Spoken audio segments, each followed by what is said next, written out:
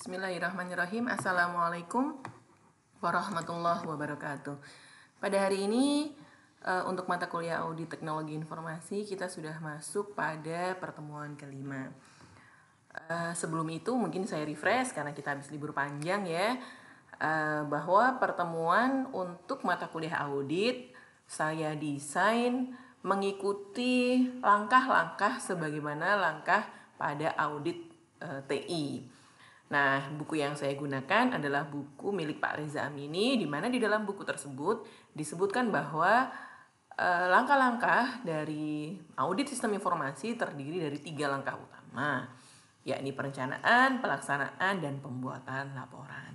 Tetapi tentu saja di dalam masing-masing subfase ada yang harus kita pelajari dan kita kuasai. Nah, untuk yang fase pertama sudah selesai di video saya 2 minggu yang lalu.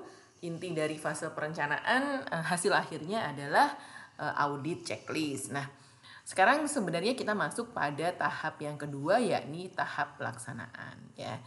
Jadi ini juga saya bagi 2 pertemuan karena untuk tahap pelaksanaan ini ada banyak sekali yang harus saya sampaikan, sehingga untuk pertemuan hari ini kita hanya membahas 2 poin pada fase pelaksanaan yang pertama, yakni kajian awal, kemudian evaluasi terhadap objek audit. Nah, perlu saya sampaikan bahwa sebelum saya masuk pada pertemuan kedua, kita tahu bahwa ini adalah sebuah rangkaian ya. Jadi setelah perencanaan kita masuk ke pelaksanaan. Nah, hasil dari perencanaan ini ada satu yang belum saya sampaikan di pertemuan kemarin, karena pertemuan kemarin kita masih fokus pada audit checklist. Tetapi sebenarnya ada hal lain yang kita bawa dari fase perencanaan menuju pelaksanaan selain audit checklist yang kita print gitu ya. Atau kalau pakai komputer ya mungkin yang sudah ada Excel-nya di laptop gitu. Tapi tidak hanya itu. Jadi ada sesuatu lagi yang harus kita bawa dari fase perencanaan menuju pelaksanaan. Apa itu? Nah, yang kita bawa untuk menuju pada fase pelaksanaan itu ada sebuah dokumen yang disebut dengan dokumen rencana audit. Ya. Jadi kayak gimana isinya akan saya bahas di pertemuan ini. Nah, tentu saja inti dari video kali ini adalah tahap pelaksanaan kan. Jadi tetap nanti pada poin kedua kita akan bicara tentang tahap pelaksanaannya itu seperti apa terkait dengan 2 poin pertama dalam tahap pelaksanaan. Oke, next. Kita bicara tentang dokumen rencana audit. Nah, di dalam dokumen rencana audit ini nanti akan kita bahas 2 hal. Yang pertama tentang hasil risk assessment dan yang kedua adalah dokumen rencana audit. Tentang risk assessment ini seingat saya di video ke-2 atau ketiga sempat saya bahas tentang kaitan antara audit dan risk assessment. Insya Allah masih ingat lah ya. Nanti kalau nggak ingat juga saya coba refresh lagi dikit-dikit. Semoga masih nyambung. Oke, kalau bicara dokumen. Nah, ini adalah struktur dari dokumen rencana audit yang akan kita bawa pada fase pelaksanaan. Masih ingat ya? Ini bagian dari fase perencanaan. Jadi, sama kayak ya gampangannya ini kayak proposal begitu lah ya, proposal audit. Tapi sebenarnya bukan proposal kita menawarkan audit, bukan, tetapi ini mungkin bagian dari laporan awal, taruhlah begitu. Nah, dokumen rencana audit ini terdiri dari 5 bab utama, di mana bab yang pertama yaitu pendahuluan, dilanjutkan bab kedua yaitu metodologi, bab ketiga yaitu susunan tim, kemudian bab keempat yaitu jadwal pelaksanaan, dan yang bab kelima adalah rencana komunikasi. Apa saja isi dari pendahuluan? Ya kan tadi saya bilang juga mirip kayak proposal skripsi gitu ya, atau mungkin mirip dengan laporan awal audit. Yang ini kita susun di awal juga kan, kita mulai nyicil ya, kayak latar belakangnya apa sih, kemudian tujuannya apa, cakupan dan batasannya apa. Dan ini kita lakukan di fase perencanaan. Jadi ketika ada sebuah rencana audit dilaksanakan, ini semua kan sudah kita diskusikan sebenarnya dengan si pemilik pekerjaan ya. Jadi kita tinggal mendokumentasikan saja sebenarnya dari hasil diskusi dengan sang pemilik pekerjaan. Nah, kita tuliskan di sana, jadilah pendahuluan. Nah, kita sebagai tim audit sebenarnya fokusnya ada pada bab 2, 3, 4, dan 5, di mana bab 2 ini adalah apa yang akan kita lakukan metodologinya ketika kita ke sana. Kalau yang warna kuning audit checklist ini ya, ini kalau untuk audit checklist ini insya Allah sudah selesai kita bahas. Jadi apa yang kita bawa clear itu sudah jelas ya. Ketika kita mau ngaudit tentang domain apa, objeknya apa, itu kan sudah kita sepakati di fase perencanaan. Jadi ini sudah jadi. Tetapi kita juga dalam dokumen ini menentukan kira-kira nanti teknik pemeriksaannya itu apa saja. Apakah semuanya, kan ini kan ada 4 ya, ada kajian dokumen, ada wawancara, ada observasi, ada pengujian. Apakah semuanya ataukah hanya 3 saja, ataukah mungkin hanya 2 saja dan sebagainya. Itu tergantung dari hasil dari perencanaan kita serta dengan audit checklist yang kita bawa atau yang kita rencanakan. Kenapa? Karena ya kan audit checklist yang sudah kita rencanakan ini harus kita isi, kita gali datanya. Nah, melalui teknik pemeriksaan seperti apa itu kita sampaikan di dalam dokumen rencana audit. Kemudian teknik sampling juga nanti termasuk di dalamnya. Apakah kita menggunakan probability sampling, apakah non probability sampling. Nah, di dalam metodologi di sini yang tadi saya sebutkan ada risk management.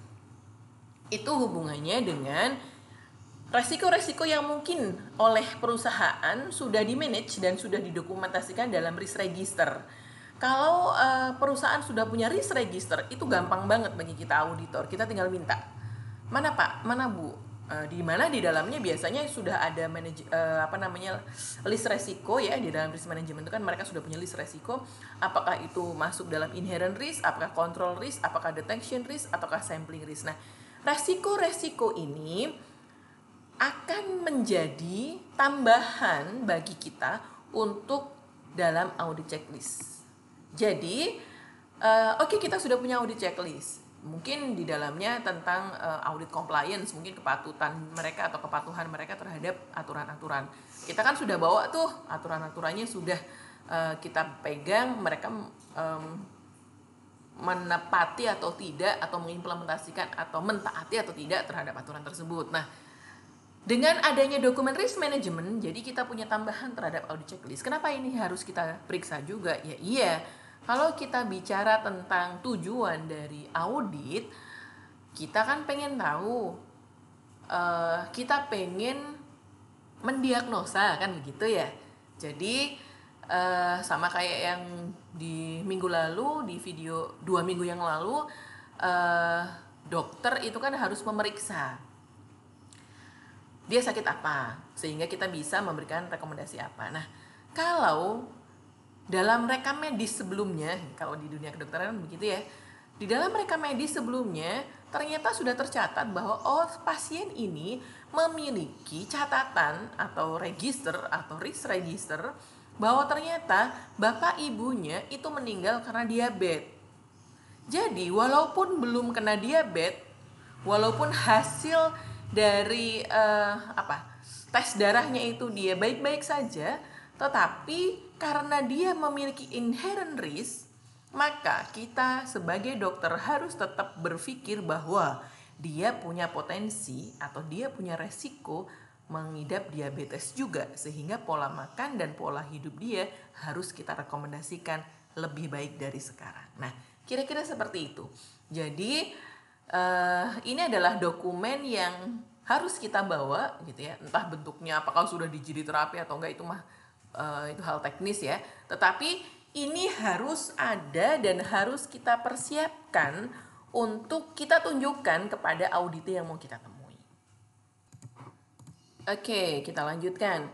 Nah, struktur tim audit ini juga harus kita sampaikan di dalam dokumen tersebut, sehingga ketika kita datang bawa beberapa orang, kita sudah bawa ID card begitu ya, audit itu tahu, oh ternyata yang datang itu ini semua, jadi ini semua adalah bagian dari tim audit, bukan penyusup misalnya begitu. Sehingga ini adalah struktur tim audit yang ada di buku Pak Reza Amini.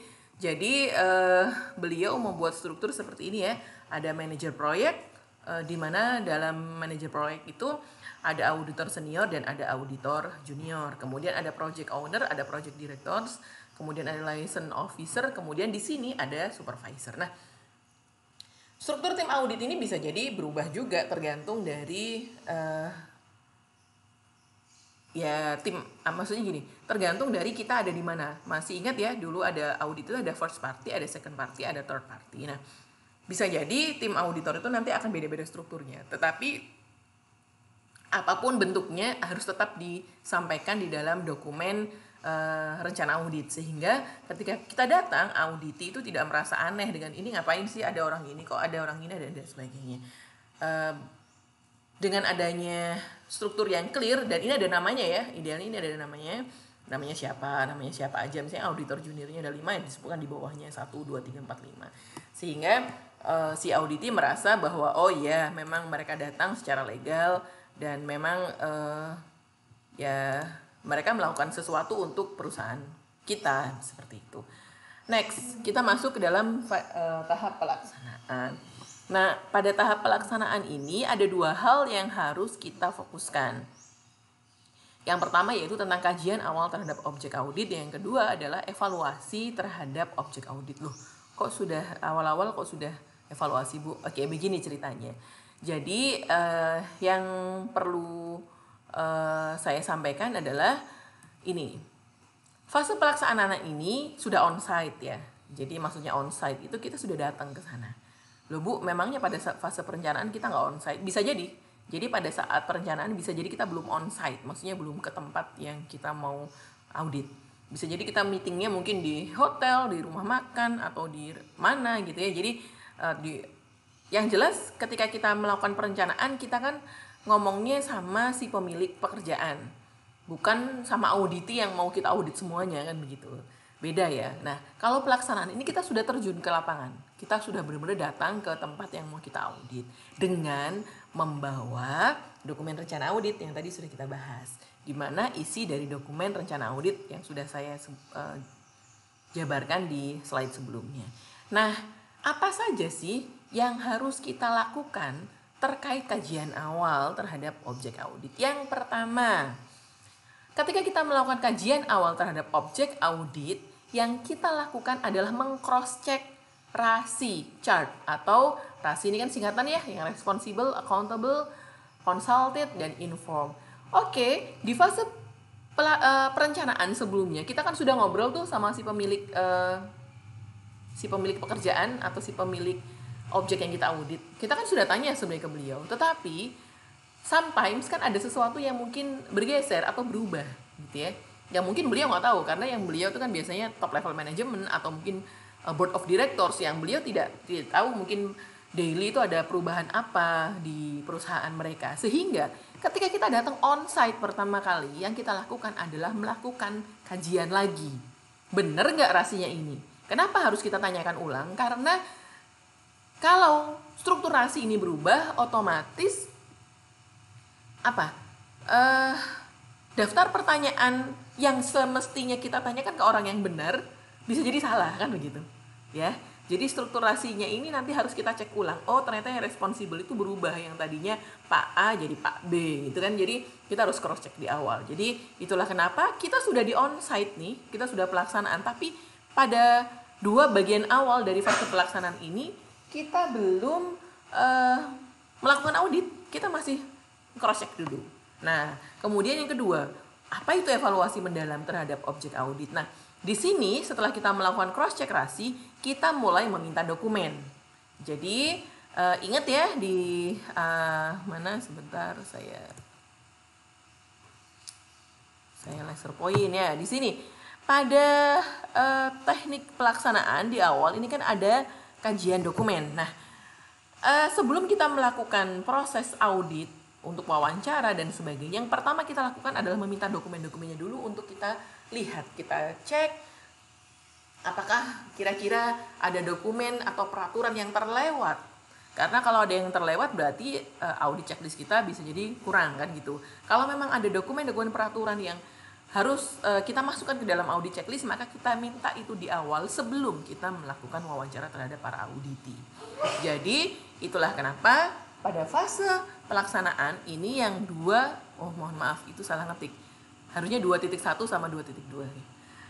Di fase 2.1 dan 2.2 kita melakukan ini semua, termasuk kita mengenalkan tim yang tadi saya ceritakan. Itulah kenapa dalam dokumen rencana audit ada struktur timnya kayak gimana kan gitu. Kemudian selain itu kita juga melakukan konfirmasi jadwal.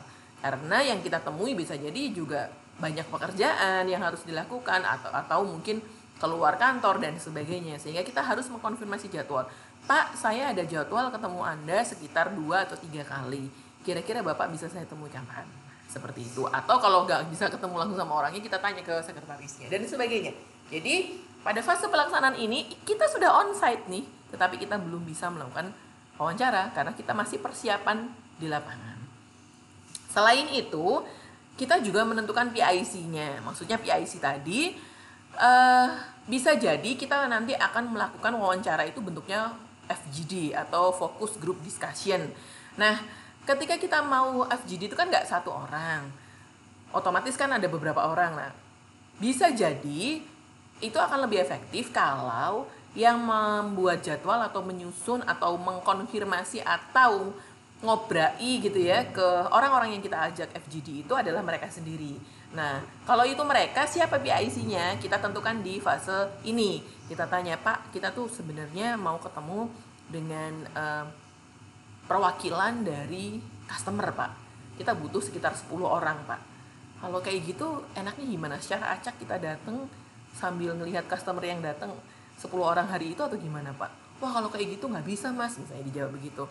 Karena customer kami itu orang-orangnya repot-repot semua, sibuk mereka.